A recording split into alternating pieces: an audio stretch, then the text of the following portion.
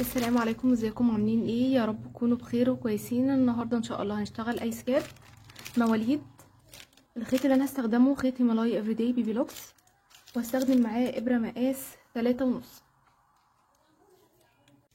النهارده هيكون المقاس معانا من 3 شهور ل6 شهور، فالنهارده هنعمل قطر الدايره فهيكون 12 سنتي ل 13.5 سنتي. انا شارحه المقاسات، هتلاقوا اللينك في صندوق الوصف. تعالوا نشوف هنشتغل ازاي مع بعض. اول حاجه هنعمل عقده البدايه، هرتفع 4 سلاسل. ادي 1 2 3 4. هعتبر اول 3 سلاسل عمود، وهاجي في ربع سلسله هاخد رفع على الابره، وهاجي في ربع سلسله وهشتغل 11 عمود. ادي 1 2 3 4 5 6 7 8 9 10 11. ادي 1 2 3 4 5 6 7 8 9 10 11، وسلاسل ارتفاع 3 اعتبرناهم عمود، كده 12 عمود. هاجي دلوقتي بتالت سلسلة وهقفل بمنزلقة، هرتفع 3 سلاسل. ادي 1 2 3، وهاخد لفة على الابرة، وهاجي تاني في نفس المكان اللي قفلت فيه منزلقة واشتغل فيه عمود بلفة.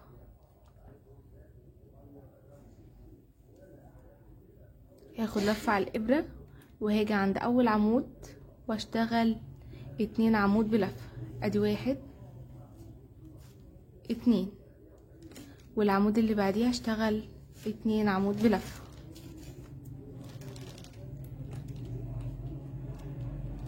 والعمود اللي بعديه 2 عمود بلفة. هنشتغل تزايد فوق كل عمود.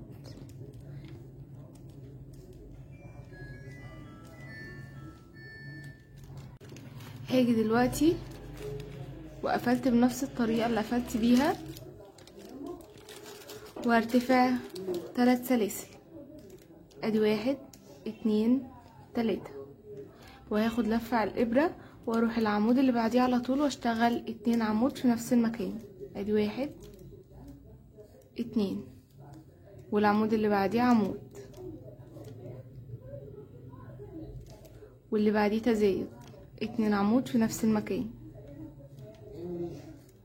واللي بعديه عمود، واللي بعديه 2 عمود في نفس المكان، واللي بعديه عمود، واللي بعديه تزايد.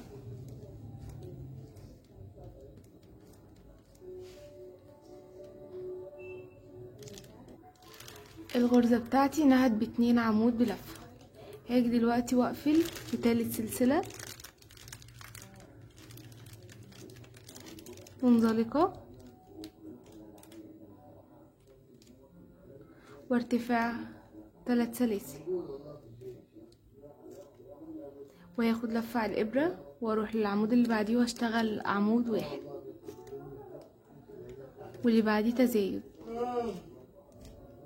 2 عمود في نفس المكان،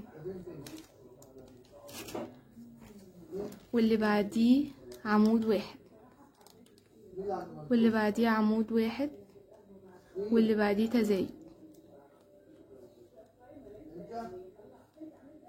واللي بعديه عمود 1، واللي بعديه عمود فردي، واللي بعديه تزايد.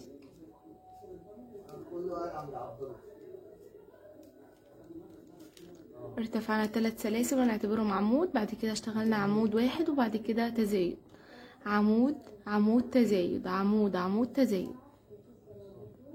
السطر هينتهي معانا ب2 عمود. التزايد بتاع السطر الخامس هرتفع 3 سلاسل. ادي 1 2 3 وهنعتبرهم عمود. هاخد لفة على الإبرة واروح العمود اللي بعديه على طول واشتغل عمود بلفة، واللي بعديه عمود، واللي بعديه تزايد، 2 عمود في نفس المكان. هاخد لفة على الإبرة واروح للي بعديها واشتغل عمود، واللي بعديه عمود، واللي بعديها عمود، 3 فردي، واللي بعديها تزايد، 2 عمود في نفس المكان،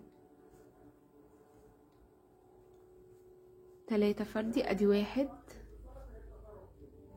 2 3. بعد كده تزايد، 2 عمود في نفس المكان. ادي 1 2 عمود فردي، عمود فردي، عمود فردي، تزايد.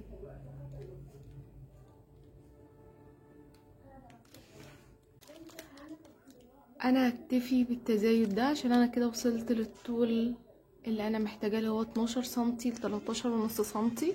انا هعملها 12 سنتي. هبدأ بقى باقي التزايد هسيبهولكوا في صندوق الوصف. ادي 1 2 3. هاخد لفة على الابرة وابدأ اشتغل فوق كل عمود. هشتغل عمود عادي،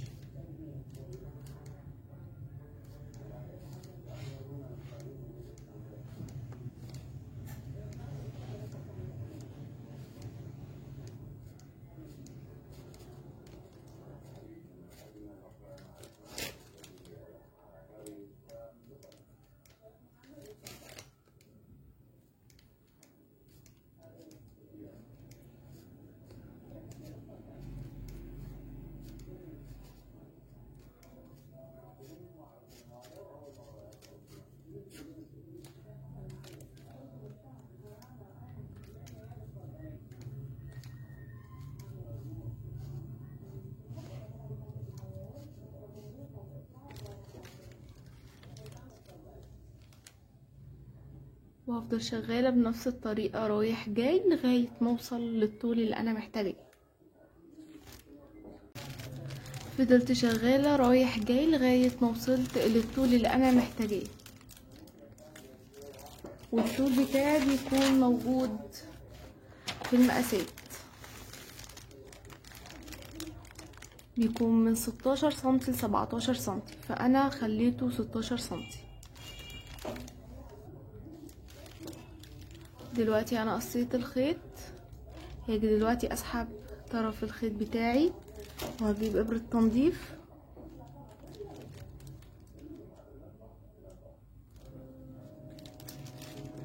وهاجي دلوقتي تحت. شايفين حرف الفي بتاع اول عمود عندي؟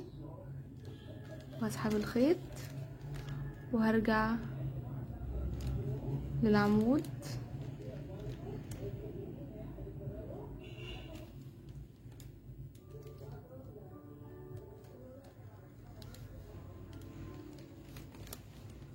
وهبدأ اثبت الطرف ده بتاعي جوه الايس كاب.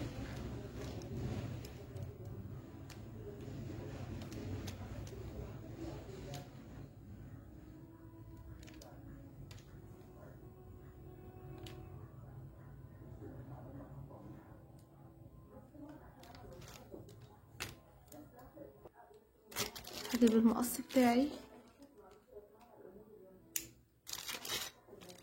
وابدأ. شايفين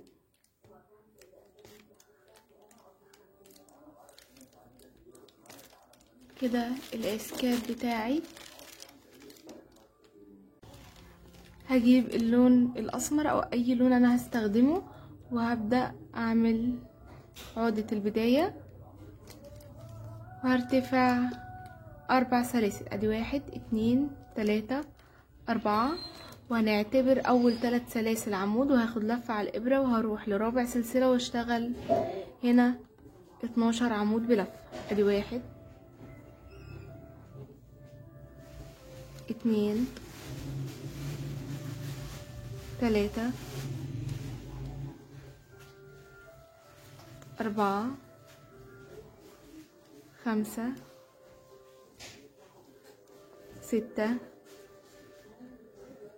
7 8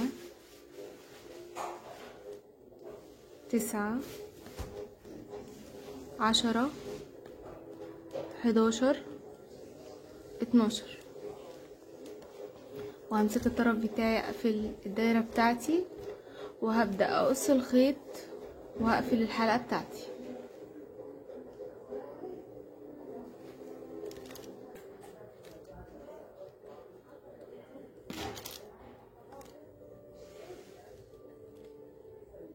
هاجي اقفلها في اول عمود.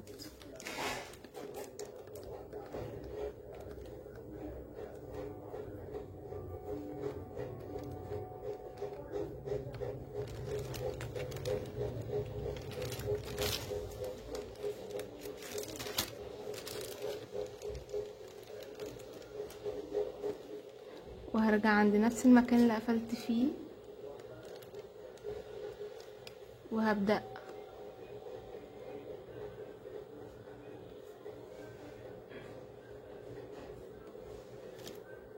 بعد ما عملت الدايرة بتاعتي هاجي دلوقتي اجيب الخيط اللون التاني بتاع نفس لون الايسكاب وهبدأ اشتغل منزلقة.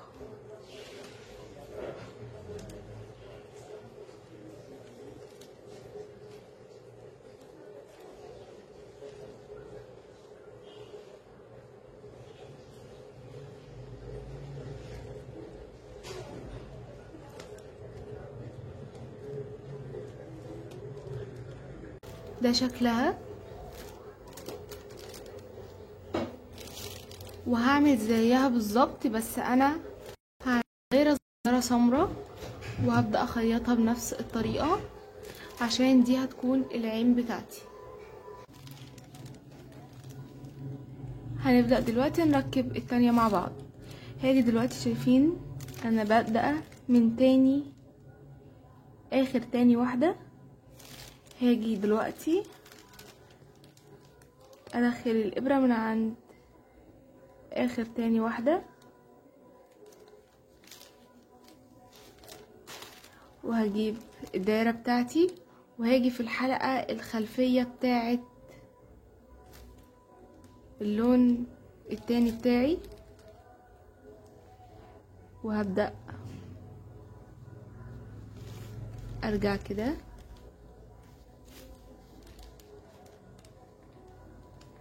وارجع تاني لحرف الفي التاني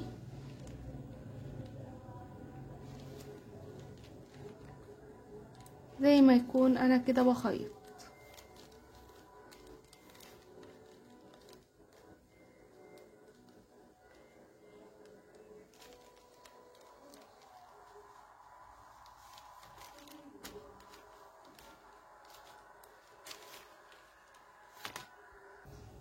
ده شكلها.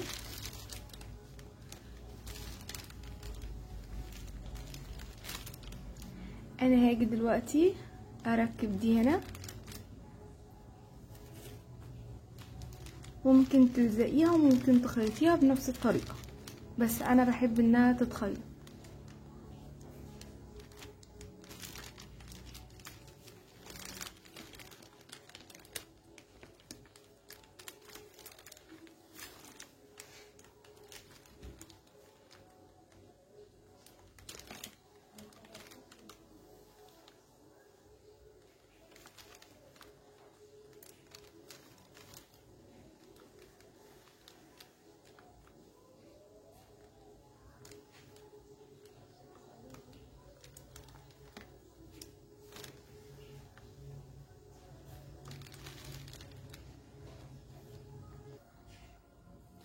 ده شكله،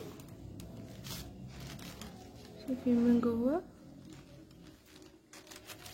يا رب الفيديو يكون عجبكم، ما تنسوش الاشتراك في القناه وتفعيل زر الجرس ليصلكوا كل جديد. السلام عليكم.